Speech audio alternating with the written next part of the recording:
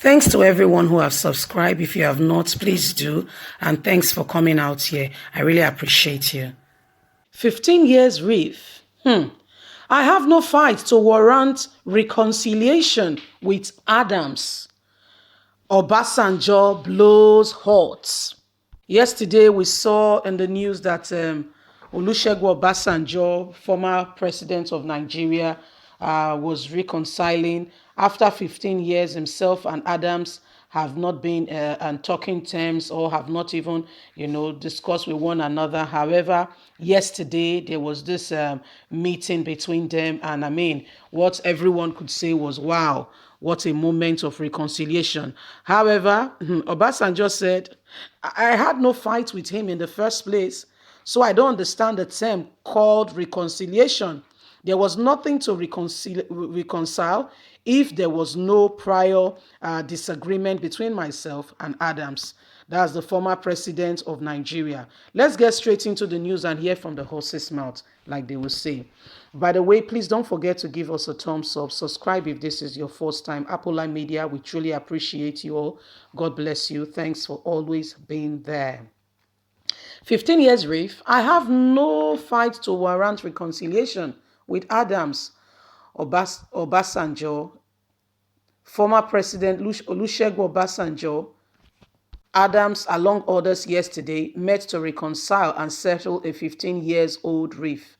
The reconciliation was held at the Lekki residence of the Alaafin-led Pa Ayo Adebanjo. The meeting held behind closed doors had in attendance the Ferry National Publicity Secretary Yinka Odumakun, Basorun Shegun, amongst others. The former president in 2005 has ordered the arrest and detention of Adams and the late Dr. Frederick over the crisis that destroyed properties in part of Lagos State. Speaking shortly after the meeting, Are Adams said the meeting was a robust deliberation with particular interest on states of the nation, including insecurity, restructuring, unity, among others.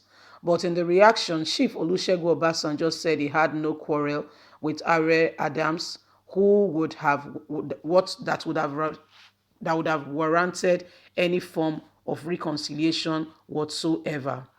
Olusegun Obasanjo, in a statement by his special assistant and media, Kehinde Akinyemi in Ogun State, said, my attention has been drawn to some publication reporting an acclaimed reconciliation between Gani Adams and myself at the residence of Chief Ayo Adebanjo in Lagos. It is true that I paid a personal visit to Chief Ayo Adebanjo at his residence in Lekki Phase 1 on December the 2nd, 2020, and I met Gani Adams there. I had no quarrel with Gani Adams, but for this past way of life, which was not in accordance with the standard and principles, I have in the past, both in governance and out of governance, refused to grant Gani requests to visit me. If at any time I feel I had a quarrel with him or her, that needs reconciliation. Such reconciliation will no doubt take place in my residence, Abeokuta only, the former president has said. So I don't understand what is going on exactly.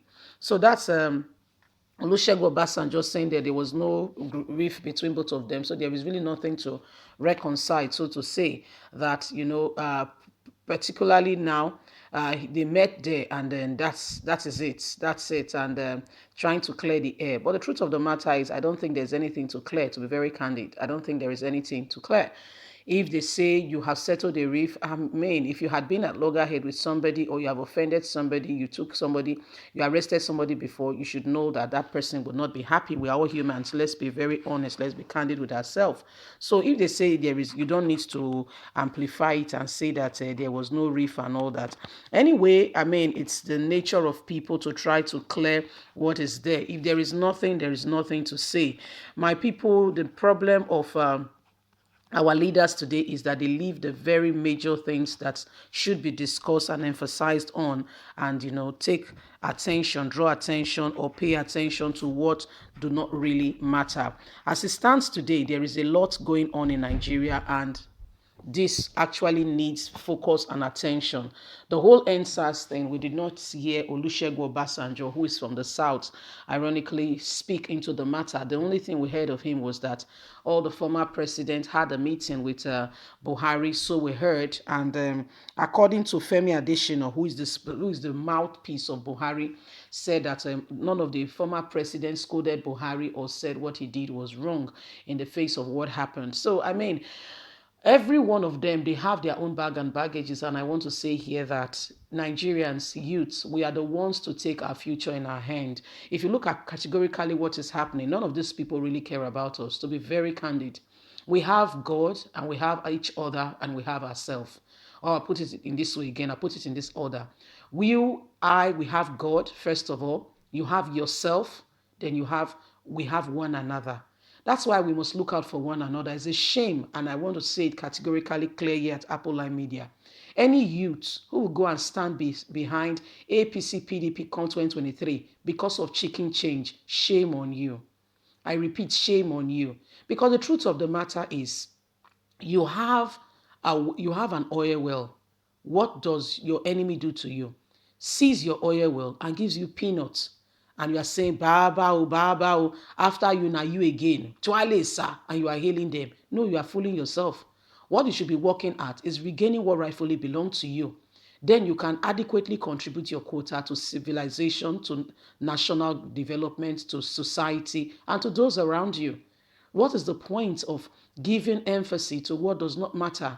Whether Olusegun Obasanjo, whether Buhari, whether Goodluck Jonathan, what have they really contributed? I want us all to, at this point in time, take a pause, take a break, and look at what is going on in this country. Which of them has adequately contributed a quota that has led to development that has affected you? Olusegun Obasanjo led this country for 8 years. Can we point to one fact that he adequately addressed that we can look back and say he left a landmark? No, let's look at it. Is it infrastructure? Is it the roads? Was it education?